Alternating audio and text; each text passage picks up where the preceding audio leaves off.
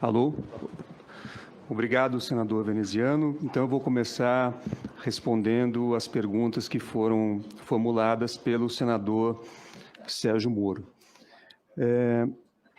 A minha relação com o presidente Lula é uma relação que se estabeleceu ao longo do tempo. Na condição de advogado, eu tive uma convivência bastante frequente com o presidente Lula. Não fui padrinho do casamento do presidente Lula e prezo muito esta relação, assim como a relação que tenho com outras pessoas, inclusive deste Senado da República. Talvez um dado eu posso trazer a Vossas Excelências.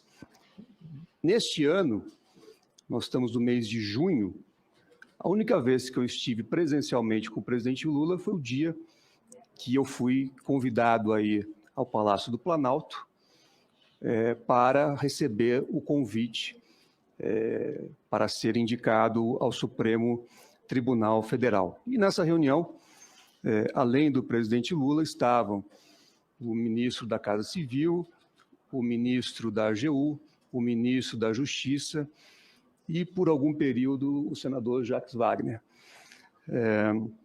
E também o ministro Alexandre Padilha.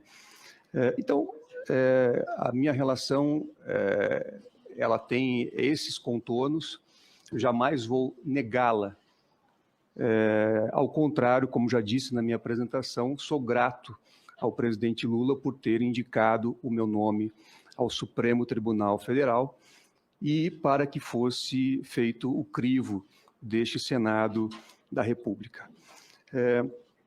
Com relação à suspeição, impedimento, como eu já disse anteriormente, senador Sérgio Moro, as regras objetivas, elas podem, desde logo, serem tratadas e enfrentadas. Então, regra objetiva, os processos em que eu funcionei como advogado, se aprovado for por esse Senado, eu não poderei vir a julgar este processo ou esta causa se estiver no Supremo Tribunal Federal.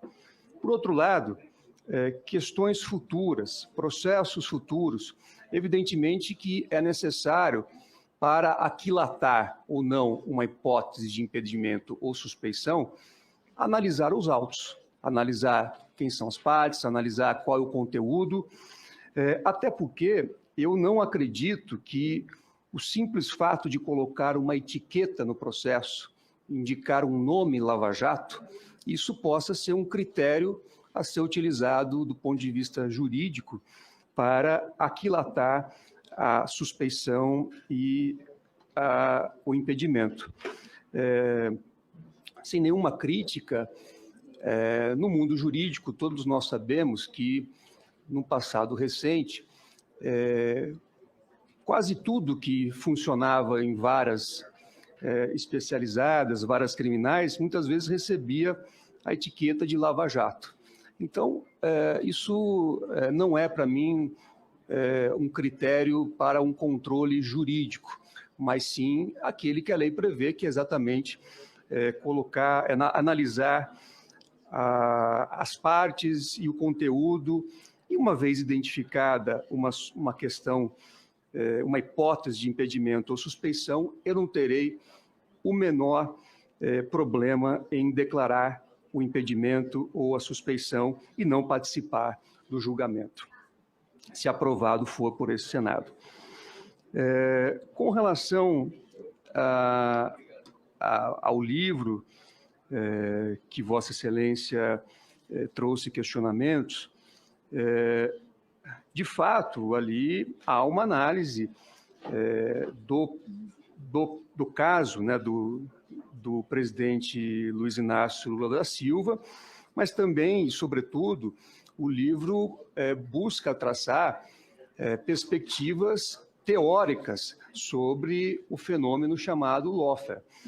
Então, não na essência, um livro que trata de um caso concreto, mas sim um livro que buscou, ainda que de uma forma preliminar, discutir esse conceito do lawfare, que foi um conceito que eu e minha sócia, esposa Valesca, apresentamos ao país em 2016 e depois acabamos escrevendo esse livro justamente para colocar os contornos conceituais daquilo que entendíamos ser o lawfare.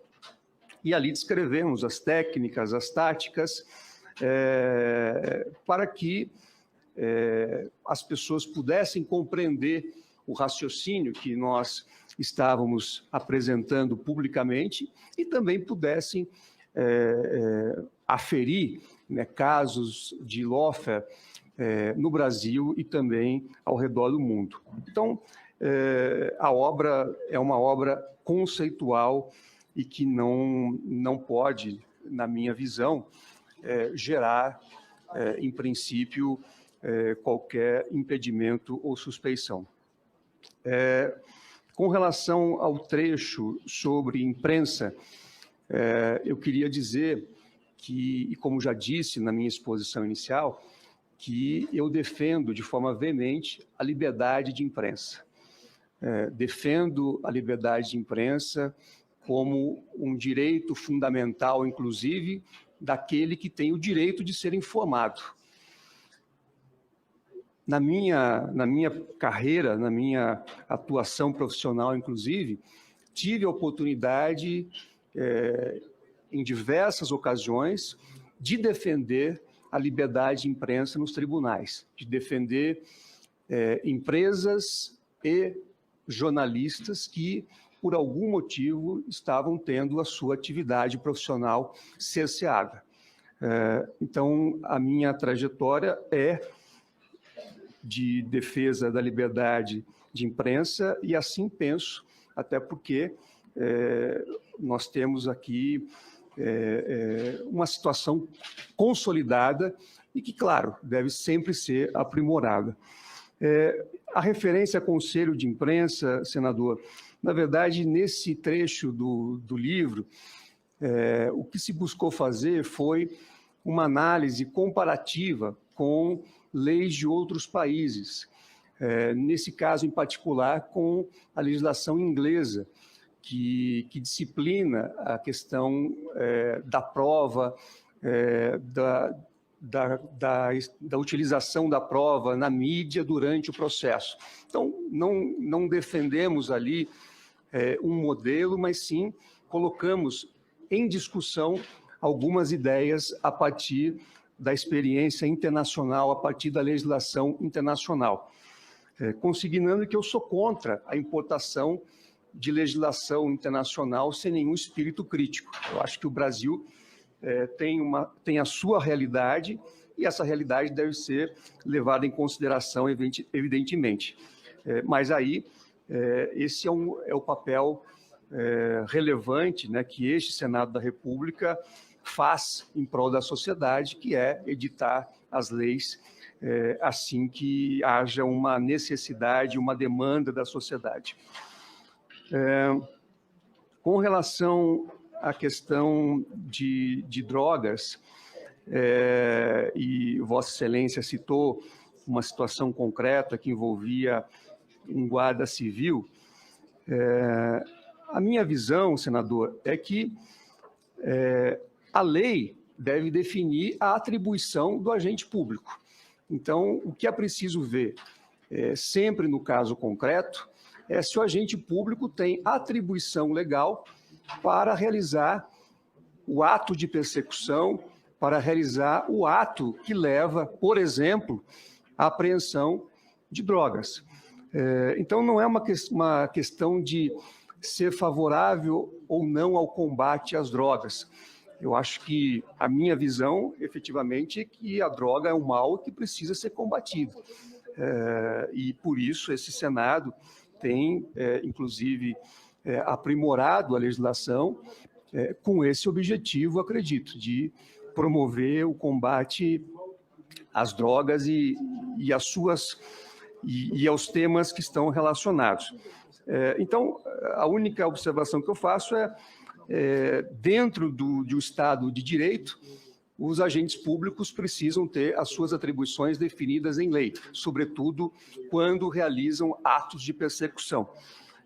O Estado não pode adotar a regra do vale tudo, né? O Estado tem um poder enorme e esse poder deve ser contido sempre que usado fora daquilo que prevê a lei ou usado com abuso.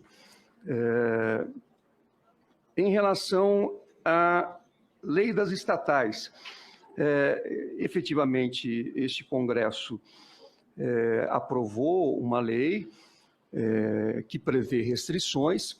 Eu não posso aqui tratar especificamente da lei, porque se Vossas Excelências aprovarem o meu nome, eu provavelmente terei que analisar esse assunto, porque está em discussão no Supremo Tribunal Federal. Agora, eu posso dizer, em tese, e isso é pacífico na doutrina, que as restrições a direitos subjetivos, elas sempre precisam estar acompanhadas de alguns requisitos, em especial a necessidade, né, e a adequação, a proporcionalidade em relação à proibição que está sendo estabelecida. Quer dizer, é razoável que se estabeleça determinada proibição para uma situação concreta? Então, esses requisitos não são meus, são requisitos da doutrina, e que, quando existe a imposição de uma restrição, é possível que haja, em tese, o questionamento nessa perspectiva de verificar a adequação e a proporcionalidade. E é um entendimento já bastante pacificado na doutrina, acredito eu. Em relação ao uso de provas ilícitas no processo, para promover atos de persecução, para acusar alguém. Também aqui temos uma visão na doutrina que, de um lado, há autores, há juristas que entendem que a prova ilícita só pode ser usada como meio de defesa, ela pode ser usada, mas exclusivamente como meio de defesa, e há uma outra corrente que entende que se a prova ilícita, mesmo com esse caráter, ela aponta uma determinada conduta ilícita do Estado, ela pode ser usada também para punição do agente. Reconheço, salvo o melhor engano, que prevalece a primeira corrente, mas existem essas duas correntes que disciplinam, enfim, essa questão do uso da prova ilícita no processo. A questão do foro por prerrogativa de função, efetivamente, é um assunto que está disciplinado na Constituição, é um assunto que vem sendo também analisado pelo Supremo Tribunal Federal, que no seu mais recente pronunciamento, de fato, restringiu a prerrogativa do foro para os crimes hipoteticamente cometidos no exercício da função do agente público. Então, eu acho que é uma situação também que está consolidada, não posso e não deveria analisar um julgamento que já ocorreu no Supremo Tribunal Federal. Por outro lado, eventuais mudanças também podem ser realizadas pela via do Congresso Nacional, pela via da emenda constitucional, da proposta de emenda constitucional. Então, acredito ter respondido os questionamentos do senador Sérgio Moro. Então, passo a responder os questionamentos